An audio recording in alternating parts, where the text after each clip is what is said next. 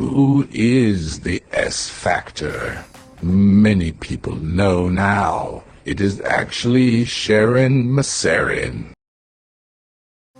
One of my friends who had watched the first episode was like, where is the tea? Where is the drama? But all of my fans know that I am so not about the drama. I steer away and around from the drama. What's up, everybody? This is Sharyn Maceren. And this is Making of a Dream Queen. Are you ready?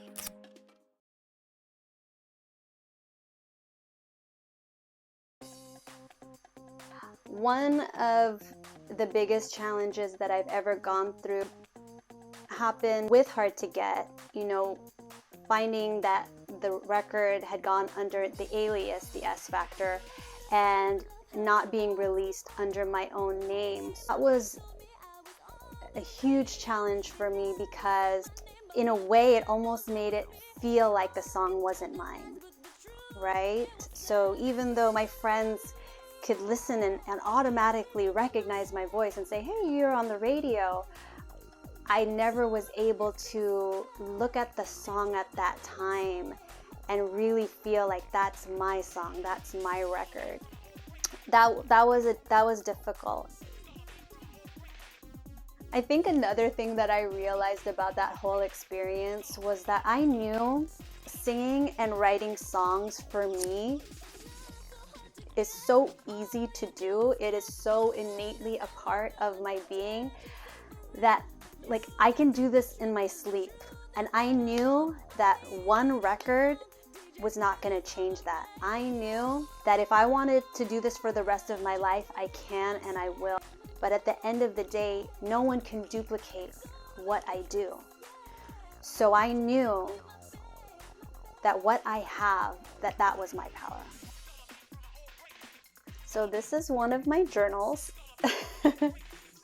All my friends told me that they heard my song Hard to Get on the radio. They'd tell me they'd hear it on the mix around 12, 5, 7, and 9. They talked all this hype about it, but I never heard it. I finally heard it on November 9th at 12:04 p.m. I think this mistake was a blessing in disguise. Now I think I might want to get back into music. I also wrote everything talking about the song, had my feelings, my heart, my thoughts, my mind, my creativity. And that's all that I really am. And that's something I can never get back if I don't try to do something about it. The only way that I was able to kind of vent my feelings and, share my story was again through song. And so I created a song as a B-side on my 1-in-1 maxi single, and it's called They Put Me on the Mix. And so if anyone has access to that on iTunes or Apple Music, you can hear that song and kind of really hear my feelings on that track.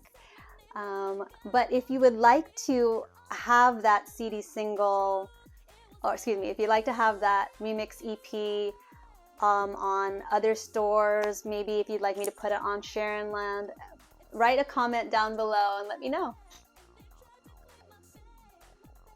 I was at a club and I somehow connected with JV from the Doghouse, and I told him my story. I said, hey, you know what? There's a record out right now on the station and they don't say my name on it. And so he was like, okay, well, I'm going to get a hold of you and, we'll get you on the show and you can talk about your story there.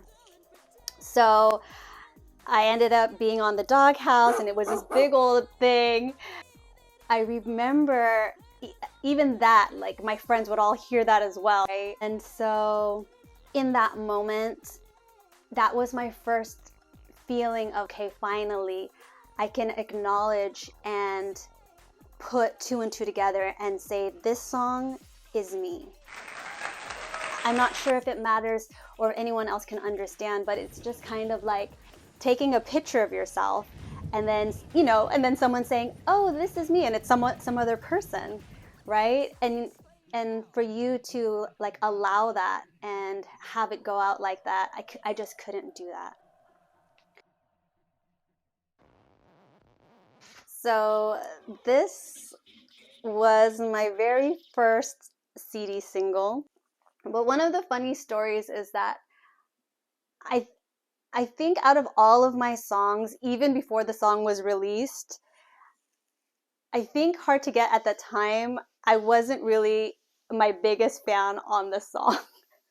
When it ended up being released, and I ended up finding out that it was released under an alias, and so my name wasn't attached to the record, I for sure did not feel attached to the song. You know, think about it, like if I release a song right now and I'm like ready to go, I'm putting it out, you know, distributing it to stores, and then when it comes out, my name's on it, and you know, I get to talk to my fans about it. There's this whole synergy and this whole relationship and this whole experience where I get to communicate and I think the key word is just experience it together with the people that end up liking the song or end up wanting to experience the song. I remember before thinking like, oh, how nice might it have been if I did have my name attached to it. I used to think that, you know, I wonder how my life would have changed if that were to have happened. But when I think about it now, I'm so glad that my story happened the way that it did, because I honestly feel like my best song has yet to be released. I feel like my story, I feel like I'm just in the beginning, and I feel so blessed to keep continually living out my dreams. And I think had my name been on that record, I'm not sure that I would be the person that I am today, and I'm not sure that obviously I don't think my journey would have been the same. I feel like I had to kind of go through some challenges and some obstacles to see what I'm made of, to see if I could handle things, to see what can I do after that. And what I knew for a fact was, I know I'm a singer, I know I'm a songwriter, I know I can do these things in my sleep. So I knew that even if, for whatever reason, if someone could possibly, for one moment, have my song, that wouldn't be the last of me. It was still, and it will always be just the beginning.